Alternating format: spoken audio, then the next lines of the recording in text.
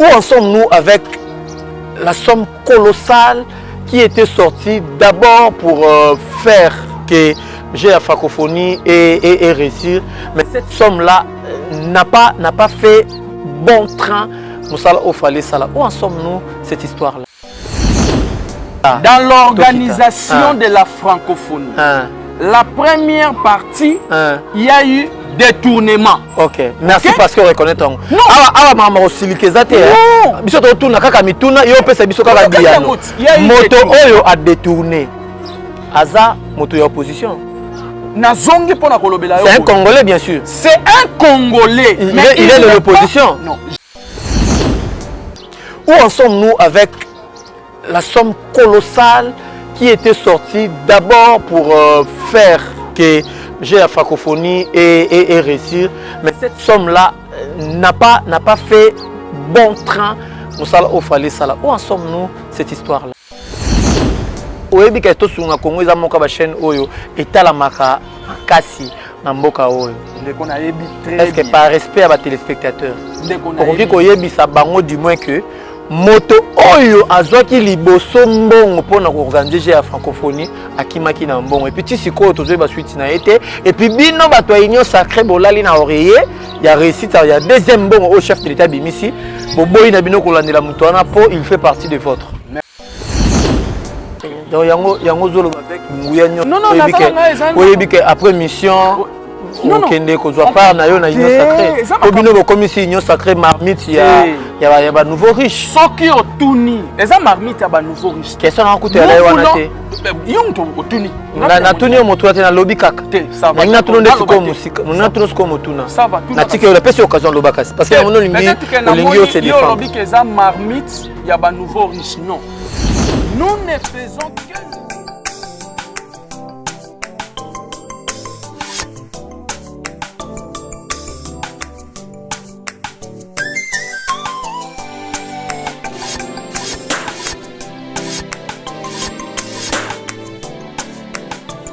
fidèles téléspectateurs, bonjour, bonsoir. Ça dépend à Ernie beaucoup télévision la banda kuna bino, ça dépend iskani no Zoelio ozolanda biso nous. C'est Tosunga Congo Télévision, votre humble serviteur moi mon sala nabino le simple monsieur Ness Loutete, autrement appelé NL. Donc je suis là pour vous servir, pour faire que ce que vous nous demandez, pour faire que ce que vous m'appelez Neko Salaboy, moi mboka Congolia. Francophonie et l'équipe. Tobetaki masolo francophonie. D'entrée de jeu, je salue Bino Sotozo Talabiso, Bisika Bozali, je salue Mutunangai Yakati, Oyo Nazara raté Koboa Ernion surtout, Glody Mwimba, moi na champion, moi na Katia Azapé na Bakisi papa nae, donc veut dire Glody Mwimba en poisson. Donc veut dire na peso mbote mingi siko zali, na peso yo mbote siko zali, Ninan Poutou, artiste, musicien ba ngakobé ngaye poisson électrique. Na peso mbote siko zali, Esther. Donc veut dire na peso mbote siko zali, na peso merci mingi réalisateur nangai Joël. Donc veut dire merci pour namsala kitoko kastokota d'entrée de jeu. Émission o ezali ya vérité. La vérité pourquoi parce que na yami moko autre la vérité mambo etali francophonie. Ndeko Moïse Likula. Mbote na yo ndeko. Mbote ndeko Ness, na sepeli mingi kozala invité sur na plateau. Kimia ezali? Kimia ezali na ngolo nzambe. Bon oui, Robert Leloto, le chef de l'État, a réussi à Paris à francophonie. Bon. Avec tout ce qui s'est dit, avec les interviews au lundi, tout le monde a chaud. Bon, problème est que ngai na rozala direct. Na pesi d'abord toutes mes sincères félicitations au président de la République. Toi, ça est Non. C'était formidable. Qu'est-ce qui était formidable? L'organisation tout entière. Ah, ok. L'organisation tout entière était formidable. Une réussite totale. Une réussite totale. À moins que ozala moto oyazana motema moindo pour lobake ezala qui réussite. À moins. Mais si vraiment vous avez un cœur et vous avez l'œil na okanisa penza que il faut batouana nyonso oyo bazo pesa message ya mabe sur l'organisation de la francophonie. Na osepela mingi bazonga na ba émission tosola na mwa moké. Mais c'est une réussite totale. Chef de l'État, merci. Ndeko Moïse. Ndeko bienvenue Moïse. To vanda hein. To ndongwana nanu te to vanda. Yo mbongo bandi to banda. Mbongo oyo esali réussite ya francophonie. Eza mbongo oyo organisation ya francophonie etindaki to eza mbongo oyo chef d'État bimisi na libenga na ye. Non. C'est l'argent du pays. Été... Non, l'organisation n'a pas été seulement pour la chef de l'État. Non. Mbongo euti na bamboka nyonso oyo bandimaki kosala francophonie na bango awa na Congo. Cela veut dire il y a eu une organisation, il y a eu des comités, il y a eu des investigations et jusqu'à ce que la République démocratique du Congo a été sélectionnée pour organiser. Mais francophonie on peut salamina et salamina na stand mususu laki inachevé Raphaël Silité tout le monde Raphaël Silité stade de martyrs Silité na kokende un peu rapide toujours côté zalaki ya kotuna yonde nyonso ane salami pays to mesana ka ko vivre na bloc za inachevé. Non. Là où s'est passé les événements, tout était au clair. Non, le stade de martyrs, c'est ça. Stade de martyrs, stade Tata Raphaël.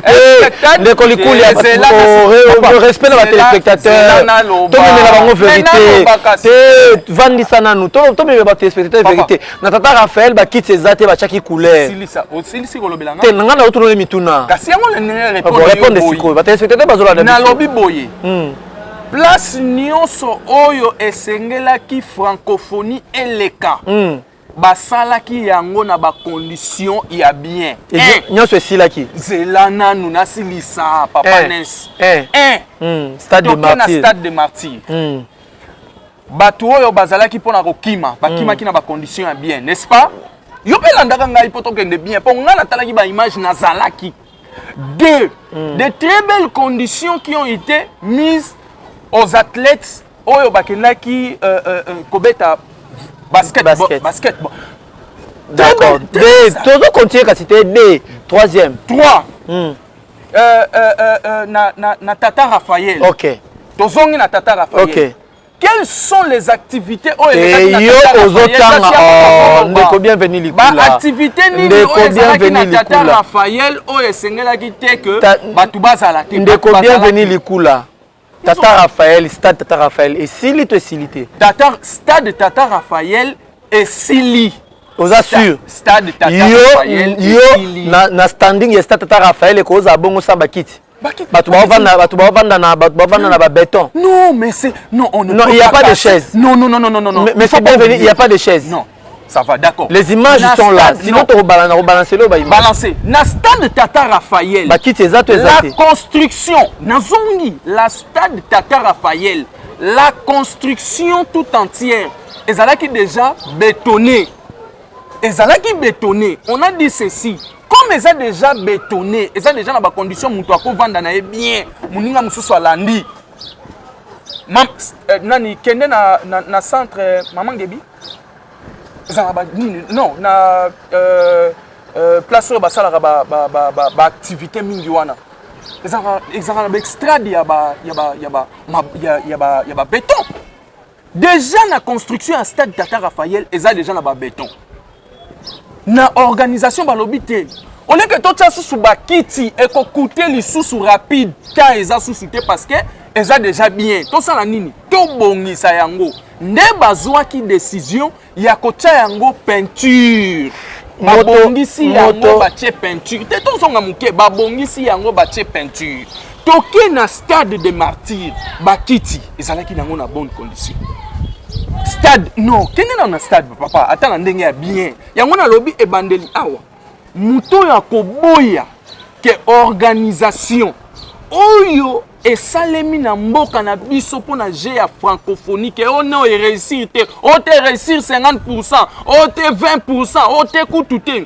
Il faut que na motema ya moindo pour na koloba. Mais c'est bienvenu Likula, fidèles téléspectateurs, nous poursuivons notre émission, nous avons reçu pour vous, mais c'est bienvenu Likula, bienvenue Moïse Likula, Oyazali, porte-parole, il y a parti les bâtisseurs, parti cher, il y a le professeur Jacques Njoli, à qui nous saluons, et puis aux AP, porte-parole, il y a Jeune et Union Sacrée. Oui, je suis aussi porte-parole, il y a Jeunesse, il y a Union Sacrée. Donc, il y a un zolo avec Nguyano. Non, après mission, non, Kende kozwa part na yo na Union Sacrée. Obino comme ici Union Sacrée marmite, il y a ba nouveau riche. Soki otuni, eza marmite ya ba nouveau riche. Question na kutu ya wana te. Yonto otuni. Na tuni yo moto na lobby kaka. Ça va. Na tuni ndesi ko musika. Na tuni ko motuna. Ça va tout. Na tike yo la pesi occasion lobaka parce que mon lingi yo se défend. Yo lobby que eza marmite ya ba nouveau riche non. Nous ne faisons que le travail que nos pères nous ont demandé de faire. Okay. Cela veut dire donner les bonnes images de la jeunesse. Mais c'est vos pères qui bandent bazako comme ba riche bino bana bozi na héritage. Non. Est-ce que moto oyo ba pesa qui est organisation ya ko bongisa ba site nyonso surtout ya francophonie azaki mto Union Sacrée. Aliembo ngakimi na ye na minzo azovanda soki wapi? Ah papa. Les informations na otuna yo oyebi to oyebite lobby wana yo mto lobby oyebi to oyebite te na yebi yango te oyebite que il y avait un organisateur ya francophonie ou akimaki na mbongo te na yebi yango te vous assure vous côté la mutamna Union Sacrée te na côté la mutu parce que ba repesa en opposition te quand même non mais l'organisation pour na nini ka ozolo baka Union Sacrée il y a des gens à pouvoir non est-ce que ça Union Sacrée est-ce que ça Union Sacrée ne mutesali organisation est-ce que ça Union Sacrée ne mutesali organisation le chef de l'État et les parrains suprêmes de l'Union Sacrée non même si le chef de l'État est le parrain de l'Union Sacrée oui. Mais lui étant que responsable de la nation, il ne veut pas séparer la nation, il veut réunir, malgré nos indivergences, il veut réunir. Quel est cet opposant-là au Azala qui n'a qu'à organisation il y a francophonie? Mais peut-être que nga yamona tunio, peut-être que yonde oyebi pété, nga ina yona ebi que Union Sacrée te mutesali organisation wana. Non. Loin de là. Et puis, il n'y avait pas des gens de l'Union Sacrée qui ont mis leurs mains là-bas pour la réussite. Non. Où en sommes-nous avec la somme colossale qui était sortie d'abord pour faire que j'ai la francophonie et réussir. Mais cette somme-là n'a pas fait bon train. Où en sommes-nous cette histoire-là? Quand même la question une question très pertinente. Okay. Il y avait le responsable qui ont été mis en place pour faire la suivi de ces Nous avons aussi besoin qu'on puisse nous donner le rapport de comment jusqu'à. C'est très essentiel. Mais il y aura deux rapports. Non, comme à la preuve du contraire. Comme à la preuve du contraire. Nous n'avons pas encore obtenu ces rapports-là. Nous ne pouvons pas dire du haut que mon Wesbima qui est Saleti Moussala. Parce que nous avons vu que le travail qu'a fait le chef de l'État ensemble avec tous les partenaires, c'était un travail très bien fait. Les bonnes conditions. Nous avons vu des images, des vidéos. Oh non, oh non, après échanger sous tête, j'avais compris, c'était juste, on veut amuser un peu la galerie et puis tout ça, et puis c'est passé. Mais c'est bienvenue. Mais oso répondre, milliers de personnes dans la bis, oyebi ka to sunga Congo za moka ba chaîne oyo etala maka kasi na mboka oyo. Est-ce que par respect à ba téléspectateurs, on dit qu'on yebisa bango du moins que moto oyo azwaki liboso mbongo mpona koorganiser ya francophonie akimaki na mbongo. Et puis ti sikoyo tozoyeba suite na ye te. Et puis bino bato ya union sacré bolali na oreiller ya réussite ya deuxième mbongo au chef de l'état bimisi boboyi na bino kolandela moto wana po il fait partie de votre. Merci beaucoup pour eza motuna kaka. Merci pour na motuna na yo. Natikeli yo vraiment tanio surtout pour répondre. Nalingi na répondre ba fidèles téléspectateurs na biso balanda na biso. OK. Merci beaucoup pour na motuna na yo. Ndekonnes awa toyaka pona koloba sebo solo. Vraiment. Pour bandeko ebele balanda na biso balingaka bazala au moins informé par rapport à la situation isolée à mboka. Exactement. Un, tokei na makambo ya misolo. Ngai na lobi boye, bienvenue na lobi boye. Tisika awa tokoyeba kaka ke mbongo wana bapesaki ezalaki détourné ou esalaki misala te soki kaka département ya suivi epesi biso rapport. C'est après que l'émission de Toko les capotes loba. 2. Il n'y a pas les histoires, il y a union sacrée derrière la francophonie. Non. Il n'y a pas question de l'union sacrée là-dessus.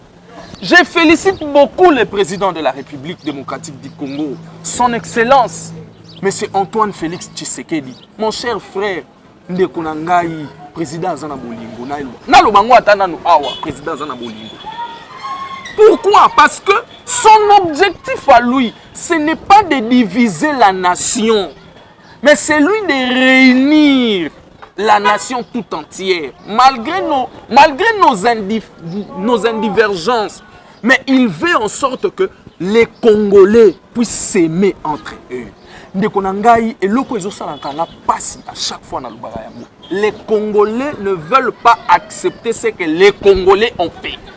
Première pas kaka ya Congolais, kondimande konaye loko oya sali. Soki yokoya ko apporter ngai un plus ou soki yokoya ko apporter ngai malgré projet na tie na table. Eza projet o ezo sepelisa yo te. Okoye ko contredire te, mais okoye nde koyebisa ngai omoni projet oyo otie. C'est bon, mais tala impact négatif nango. Est-ce que si sikoyo oyebi que non répondre ngati? Mais na répondre na mituna na ozo expliquer nga mo répondre nga na te.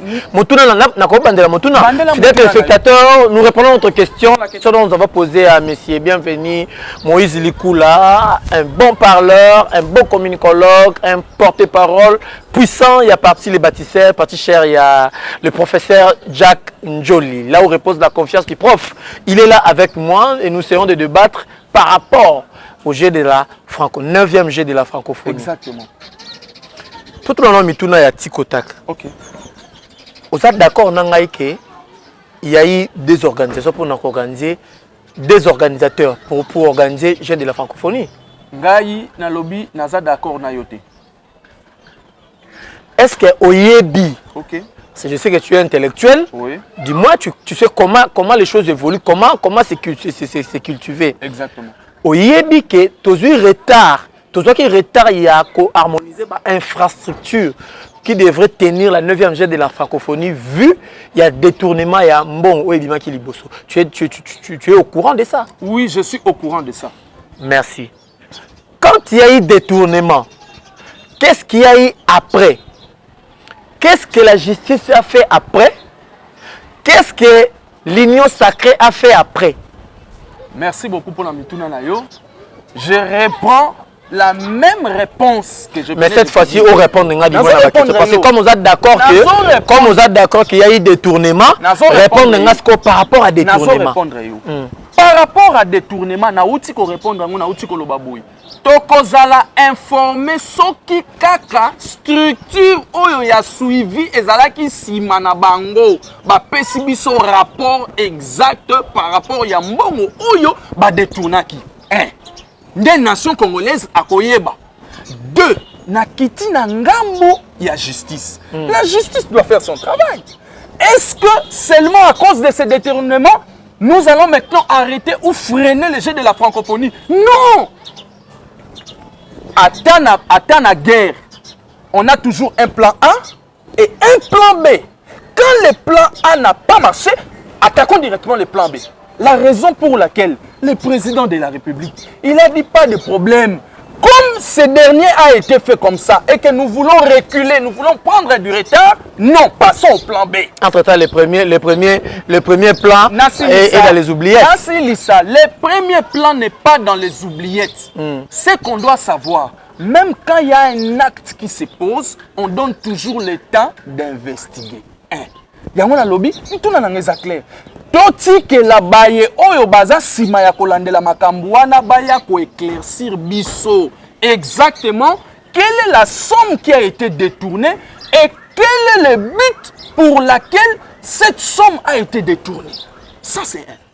Nazongi na troisième question. Awa nazongeli koyebisa yo boende connaisse.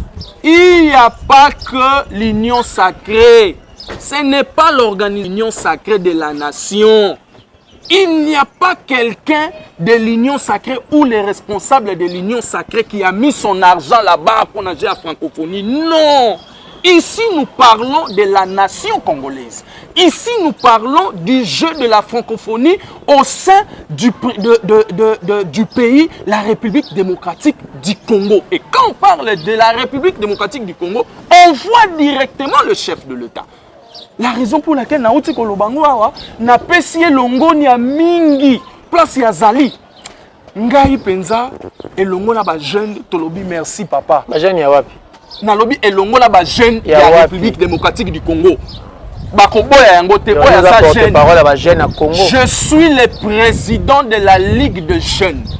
Et quand il faut dire tout haut que le président de la République nous a donné un beau cadeau, il faut qu'on se le dise. Chef de l'État, to pesi longonya mingi parce que musala osali eza moko ba misala oyo to zanga ki yango mibamba mbula ebele. Exactement. Exactement ça. Et puis il faut souligner. Ngai na zotikelo ta oloba. Tikela ngai pe tana loba te. Na lingi ka ko souligner loko moko. Il nous a donné un très bon cadeau. Oyo bolie na mbongo tour à liboso, union sacrée lié na mbongo tour à liboso. Tour à mibale abimisi mbongo parce que amoni que payer ko koko ya abimisi mbongo te. Abimisi mbongo deux fois. Non, abimisi mbongo te. Dans l'organisation de la francophonie. Dans l'organisation de la francophonie. La première partie, il y a eu détournement. Ok, merci parce que reconnaît ton. Non. Awa mama osilikezate. Biso to tuna kaka mituna yo pesa biso kaka biano. Moto oyo a détourné. Aza moto ya opposition. C'est un Congolais, bien sûr. C'est un Congolais. Il est de l'opposition. Non, je dis ceci. Il est de la société civile. Je dis ceci. Mais répondre d'abord aux questions. Est-ce qu'il est de l'opposition ou de la société civile? Il est un Congolais. Voilà. Ma particularité comme c'est un Congolais, il doit être poursuivi. Toyeba exactement qu'est-ce qui s'est passé par rapport il y a détournement wana yango na uti ko yebisa yo awa na uti ko insister le awa nazo insister ngo devant ba téléspectateurs bazolanda biso makambu ya GER francophonie organisation nango. Je vous assure qu'il n'y a pas eu un responsable il y a union sacrée à Tchembongo na yekuna pour organisation wana eleka faux et archi faux.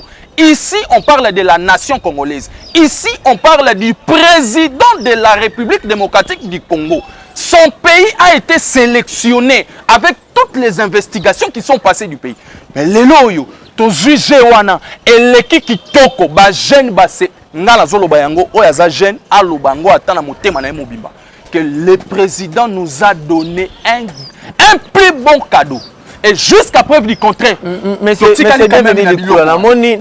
Namoni au mati pena makasi. Na dosé mituna na ngai po namoni mituna na ngai komi ko tokisa yo kaze bandi ko makasi. Tout on a tout motuna moko ya kimia oyo ko chayo penza à l'aise. Naza déjà à l'aise yo yebi nazala. Ba Congolais ba lobby au leto organiser ba élection bozo we la ba ya francophonie mbongo ya ba élection. Yangwana boche na francophonie pour boloba na sima ke non l'élection salamité pour mbongo izate. Baza na raison quand même. Merci beaucoup pour na mutuna na yo na maloba oyo yo ki wana. Oyo mo po yebi ke élection ezalate. Te ngala lobi nante. Est-ce que je répondre à la question? Je répondre aussi. Merci beaucoup na ba question wana et puis merci beaucoup na ba oyo ba pesa ki yo mutuna wana. Na lingi koloba na ba fidèle téléspectateur na biso que na ba congolais nyonso. Na ba congolais nyonso. Na lobby élection ezali. Wana d'abord premièrement c'est ça. Élection ezali. Quand bien même mbongo qui est na francophonie. Na zongi ce qu'on a répondre. Mbongo il y a ba élection yango esali francophonie te papa. Non. Les élections sont en train d'être préparées avec toutes les dates prévues que la CENI nous a données. Ça, ne l'oubliez pas. Les élections seront dans les dates que la CENI nous a données. Mongo ya CENI te mutu esali ba élection ba j'ai francophonie. Non. Mais aux autres on a fait que mbongo j'ai francophonie avec récit union autour quand même. Mais CENI bazo le la kaka mbongo na répondre. Donc si ça va répondre. Il y a un temps pour tout dans les pays. Donc il y a un temps pour détourner l'argent des élections pour la francophonie. Non, on appelle tout nakara mituna. Ngana zolingate o mema ma fidèle c'est comme si moi je suis contre toi tu es pour. C'est ce que je suis en train de dire. Ngana o éclaircir biso na mituna parce que ngana tout na mituna oyo ba imboka bazo tindela ngana tout. C'est ce que je suis en train de dire. Vous avez la parole monsieur bienvenu. C'est ce que je suis en train de dire. Vous avez la parole monsieur le président. Je dis ceci. Il n'y a pas eu l'argent de la CENI qui a organisé ce jeu de la francophonie. Faux et archi-faux. Mais deux, Nakitite. Deux, dans la vie, il y a un temps pour tout. Il y a un temps pour sourire, il y a un temps pour s'amuser, il y a un temps pour la guerre, il y a un temps pour s'élever, il y a un temps pour les refus, il y a un temps pour tout. Le jeu de la francophonie nous a allégé au moins la tâche. Pendant que les autres à l'Est pleurent toujours. Pendant que les autres à Maïndombe, à Kwamut, pleurent toujours. Pendant qu'il y a encore les sangs qui coulent. Makile Zotanga, Matubazolela. Mais c'est bien venu. Il y a un temps pour tout. Il y a un temps pour tout. Les jeux de la francophonie étaient là pour que les Congolais y participent. Ils ont participé, ils ont prouvé de quoi aussi ils étaient capables. Il y avait des pays qui ont aussi prouvé de quoi ils étaient capables. J'ai dit félicitations, il y a un temps pour tout. Maintenant que nous avons passé l'étape de la francophonie, il y a une autre étape qui vient. Les élections ou la sécurité dans non, le pays. D'abord les élections. Non. D'abord, il y a les élections, il y a la sécurité, il y a la revue, il y a ma vie sociale, il y a ma camobélé. Voilà. Mais maintenant, là, nous allons parler maintenant de la sécurité. Okay. Parce que nous sommes infiltrés à un niveau pas possible, mon frère. Nous sommes vraiment infiltrés. La raison pour laquelle le chef de l'État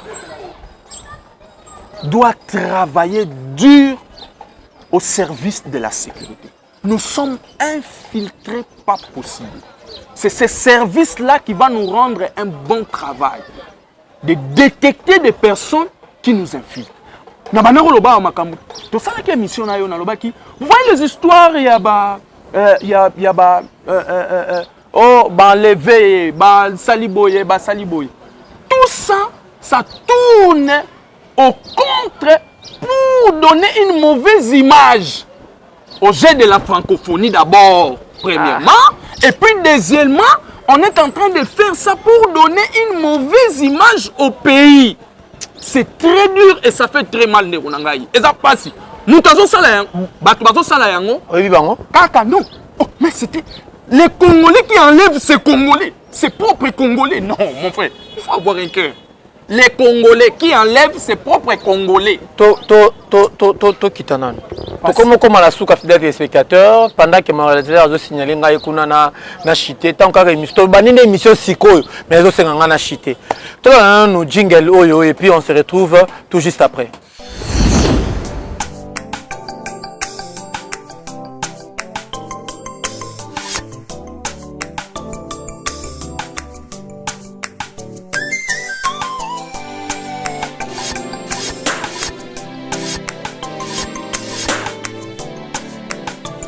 Fidèles téléspectateurs, on a besoin de la jingle ya Tosunga Congo pour nous savoir que Tosunga Congo est allé moko ya chaîne ya actualité, oyo politique, religion, éducation, sociale, tout. Et ça na kati wana donc toujours continuer l'émission na biso na monsieur bienvenu Likula oyo azali président de la Ligue des jeunes. Il y a et puis porte-parole, il y a parti les bâtisseurs, parti cher, il y a les professeurs Jacques Njoli. Et puis, il y a porte-parole, il y a des jeunes unions, surtout il y a union sacrée. Tout ce qui est solo est allé francophonie. C'est comme dans ce que je hein? Mais c'est bienvenu du coup là. Au tu qu'on l'a dit so awa que au tu qu'on dit ma dis moins. Ça n'a bien pour yo moko ndimi que détournement ezalaki. Mais bon on a des détournements pour éviter ce équipe pour lande langue ezati. Eza perte pour un pays. Ils ont bénéfice pour un individu à pays, puis à qui jure dans bon ya mboka. Merci beaucoup de connaître. Na ko meka ko bongisamo mkepo na lingara tous à un peu clair parce que on se ressourcer quand même. Nazana à l'aise. C'est pas otokaki, mataki otoki, on se ressourcer quand même. Awa to banaki ko loba bien. To lobaki bien que awa to inde ko informer population. Répondre à ce qu'on a motu. Vérité. Répondre à ce qu'on a motu. Ce qu'on a répondre na motu. Na bande motu na problème que ko échapper. Ezali. Voilà, d'accord. Ce n'est pas que mbongo eza détourné et que tokolande la té. Non. L'argent qui avait été mis pour les travaux du jeu francophonie a été détourné. Certes. Oui. Ok. Mais pour l'instant, il y a un comité où les Asimaya Batouana va détourner qui mbongo pour baper sa biso rapport exactement qu'est-ce qui s'est passé. Pourquoi l'argent a été détourné? Ce n'est pas que Bakolande Lango sous-souté, non. Pourquoi l'argent a été détourné? En quel but l'argent a été détourné? De yango wana bayi bazolandela yango. De deux, ce n'est pas vraiment une perte pour les pays, non. Parce que on ne peut pas dire une perte aussi longtemps que la suivi n'a pas encore été faite. Donc bon, on a dit que on a perte pour n'amboka. Non, on a dit pas que mboka ezozela ezoluka mbongo pour na belle élection. C'est ce que j'ai dit. Mutu moko ayiba million pour na bino lokola boyibi ke boza million na marmite ça ba richesse. Donc ça vous dit absolument rien les millions qui sont partis. Non, on n'a pas dit que ça nous dit absolument rien. C'est que il y a une structure de suivi derrière ça. Composée de. Non, mais ça, je ne sais pas. Mais tu es de l'union sacrée quand non, même. non, non. Na insisté les sous, na zongi les sous. Ne connaissent. Population est zolanda biso. Aouaje à francophonie eza makambu ya union sacrée te. Na insisté les sous pour la koloba boye. Ata mon kondi mon côté cadre mon côté ya union sacrée o ya zolanda biso. Alongo limbongo na ye na libenga na ye. Apesi yango pona je à francophonie, ils sont là. Il n'y a aucune personne qui a levé ça. Mais tant aux olobake tokolandela yango ozo sa allusion ya nani? Non, non, il y a bino ba jeune ya union sacrée, il y a justice à mboka. Non, to ya commission comité o golandela. Oui, il y avait un comité mis en place. Comité wanande il faut balandela. Mbongo to pesa ki mutu X par exemple. Okay. Mais to monique misala wana et ça limité mbongo pe ezate. Mais to kendaki na plan B. Bon, to zonga nanu na plan A. Mbongo wana eke wapi. Il y a un comité derrière ça. Bakolandela. Ne bango ne bako pesa biso retour. Yango to sali rappel wana na justice congolaise. Il faut et ça là balandela yango. Oyebi adajo balobaka les loups ne se mangent pas entre eux. Mais quand vous dites que les loups ne se mangent pas entre eux, cela veut dire quoi? Non, les loups ne se mangent pas entre eux. Que les loups ne se mangent pas entre eux. Tu es de l'union sacrée. Oui, je suis de l'union sacrée. Tu es cadre dans la union sacrée, dans la jeunesse à l'union sacrée. Exactement, je suis cadre dans l'union sacrée. Facilement, aux a côtoyer l'un de vous pour détourner mon aux autres justice à zoyer. Mais mon frère, on ne parle pas de trahison. Non. Aux autres trahir moi quand yabino. Non, on ne parle pas de l'union sacrée ici. Non, moi je parle pas de l'union sacrée bien sûr, mais je parle de la personne qui a détourné et de vous parce que c'est un cadre de l'union sacrée. Il est passé pour dire qu'il est cadre de l'Union sacrée. Et là, maintenant, vous allez jeter toute la part à l'Union sacrée. Non, c'est un individu, c'est un Congolais. Il était responsable au jeu de la francophonie. Okay. Mais nous avons trouvé qu'il n'a pas rempli ses tâches. On suit. C'est comme ça.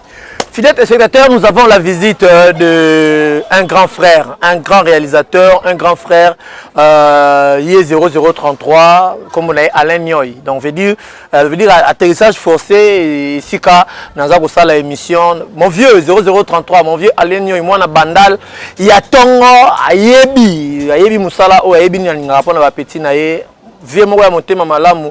Il est toujours là pour soutenir, il est toujours là pour propulser les jeunes, pour propulser avantage, bénéficier de la connaissance, de l'apport, merci beaucoup de la visite, merci beaucoup de l'appel, ça fait toujours du bien sur le coaching, il y a Bakulu, tout ce comme tout na tout nayo. Yo, baya na yo, ba coachara yo te. Posa bien, to posa mabe. Bienvenue Likula, tu comme Kochité, tu comme Manasuka ya émission Nabiso. 9e jeu de la francophonie et l'équipe. Qu'est-ce qu'on peut retenir ou qu'est-ce qu'on peut bénéficier de ça? Bon, merci beaucoup pour na mutuna nayo. Eza mutuna moko il fallait ba imboka pe ba leka po ba lobela yango. Les présidents de la République, je ne cesse de féliciter pour ces grands travaux. Au félicité chef de l'État 12 fois. C'est lui le président de la République, le père de la nation. Il veut faire la joie à la population congolaise. Oh, Bossali dépense 2 fois. Il veut faire la joie à la population congolaise. Quand même détourner bon. Bakambu ya détournement et qualité. Non, il y a un service derrière ça. Merci beaucoup parce que le président nous a fait de la joie et il nous a laissé de bons souvenirs. En tout cas, et loko oyongana kosenga peuple congolais to entretenir ici canabiso, to saboter en côté. Le stade de Martyrs. Le stade des martyrs. Mais Eza inachevé. Non, non, le stade des martyrs. Mais Eza n'a pas achevé, mais les achevé. Na route, na loba ke lo moko boy. Eza te ke basili si stade nyonso. Non. Là où il a fallu que ba événement, ba athlète, ba lekisa, makambu na bango, ba stade wana eza bien. Donc il na mboka. Donc na mboka. Donc yo na katanda kuna yo, na katanda kuna yo. Lokola ba pa ya ba kote na porte, ba l'équipe porte ba kota katanda ku, ozuka ka karo o cheko banda porter ya lupango tina katanda ku. Otiki no fulu libanda, otiki na yo ba fulu pembeni wana ba connaissent. Na ke stade des martyrs, na moni évolution. Na koti na kati ya stadium, na moni papa na ngai. Na moni tala nga moko nazalaki wana. J'ai vu le travail qu'a fait cet homme. Il a la volonté. Une petite partie de l'Espagne. Et comme on a na Allemagne. Donc bino besoin na union sacrée. Non, tout ce qui vous va mieux, non, c'est faire les éloges, de dire bleu là où il y a noir, de dire blanc là où il y a rouge. Moi je l'ai toujours dit, je suis jeune. Mais quand il faut dire tout haut que le président de la République a au moins satisfait la jeunesse. Faille nini yo trouvé na francophone. Na et loko ngai na kosenga na ministre ya sport. Il faut akota na ba pratique nyonso akende kotala quelles sont les personnes qui sont compétentes. Et loko ngai ka na kosenga yango wana. Parce que il y a eu des gens qui sont passés. Motuna na ngai. Motuna na ngai. Ba faille nini okuti na omoni na ya francophone. Donc, le ministre des Sports a été compétent, mais je sais l'équipe. Il est ministre. Je sais l'équipe, papa. J'ai l'équipe, oui, mais on était bousculé. J'ai l'équipe. Bon, j'ai l'équipe. J'ai bandit les 6. C'est Sili. Ok. Bafa ino yokote yomoni. Elo ni yomoni ke eloko etambolité. Eloko betambolaki eloko betambolaki zani. Bon, jusqu'à la preuve du contraire, dans la rôle bango que eza côté ya ba athlète na biso mususu. Oui, ba athlète na biso mususu bazaki compétenté na ko répondre na jeu. Ata bato bavaye na banda ko inachevé etali na etali nango. Kuna ndako ezalaki inachevé te, bato bazalaki ba répondra ki me ba athlète na biso ba batamboli na banzela ebukana etali yo. Non, batamboli na nzela ebukana te, nzela nini oyo mona. Yo moni nzela ya kobanda campus T Stade de Martyrs, yo moni nzela ndenge ezali. Yo ko kende leo na presse université obeta tolo ke presse université salami malamu. Yo ko koma na rond-point nga bolobi ke rond-point nga ba félicitations chef de l'état pour na. Est-ce que bato bakene kuna ti kuna mais bazo uta mais bande ko uta wapi? Banda uta campus non? Ndekones bato wana bazo tuna mituna wana na kosenga na bango. Donc yo omoni insécurité na mboka te omoni kaka il y a un temps pour tout. Motuna na ngai ozo répondre te. Ndeko be tala no ba téléspectateurs. Yebisa bango ba faille nini yo trouver na Jean francophonie. Première faille o ngai na trouver na Jean francophonie. Ce sont nos athlètes. Il y a certains des athlètes qui ne sont pas compétents. Première faille, deuxième faille. Deuxième faille. Une petite négligence du côté accueil. OK? Du côté accueil. Troisième faille. Même côté côté logement. Il y a eu bousculade du côté logement aussi. Quatrième faille. Bon, quatrième faille, on a les amas comme sous toko lobela. Donc yo infrastructure qui toko. Non, je parle pas. C'est là. Électricité qui toko. Non, l'électricité. Pendant la francophonie courait pays. Non. Mais c'est ça que je voulais dire. Pendant le match courait que je voulais dire une chose. Donc les aventures de la SNEL et pas je voulais dire une chose. C'est ça que je suis en train de dire. Mais c'est bienvenu Likoula, vous êtes devant les téléspectateurs. C'est ça que je suis en train de dire. L'émission reste. Est-ce que tu sais que cette émission reste? Papa, c'est ça que je suis en train de dire. Ok. Ces failles-là que nous avons constatées là, ce sont des failles où il faut Pourquoi premier jour courait Katanagité? Pourquoi deuxième jour courait Katanagité? Pourquoi troisième jour courait Katanagité? Non, arrêtez un peu de... Donc, nous courait Kindaki. Non, ils ont failli, c'est ce que je suis en train de dire. Ils ont failli, ils sont trouvés. Alors, c'est ça. Yo minimisé. Non, Nzela, oui. Il y a des certains Nzela. Il y a des certains Nzela. Est-ce que tu as vu ce qui m'a dit? Non, fidèles téléspectateurs, tu as commis la souka émission à Bisso. Je ne cesserai de remercier mon grand frère Alain Nyoy par rapport à la visite Sinaé. Par rapport, il y a bon cœur naïe, Wazako, c'est ce que ça a boulamu. Pas de gêne, pas de tout bazali, na posa lisungi, les vieux, alenyo yazana pour nous satisfaire bino. Beaucoup t'as juste à contact, na numéro na ngeza ba écran na bino na tout ça bino na mutambongo ya silencieux. Aloba mingi te maza mutambongo. Donc on veut dire à moi na bandali ya tongo, alala na mbongo, alamuka na mbongo et puis il est beau. Mais c'est bienvenu Likoula. Qu'est-ce que les gens peuvent retenir dans l'émission au Surgé à francophonie avant, pendant et après? Merci beaucoup pour na mutuna na yo na lobby bandeko oyo bazolanda biso. La première des choses, qu'il y a un temps pour tout. Ça il faudra qu'on se le dise. Oui, nous sommes de cœur avec ceux qui passent des moments très durs à l'est du pays.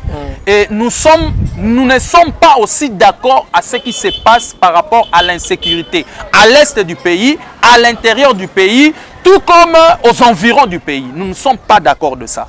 Mais nous disons ceci, il y a un temps pour tout. Nous avons passé l'étape de la francophonie. Nous allons entamer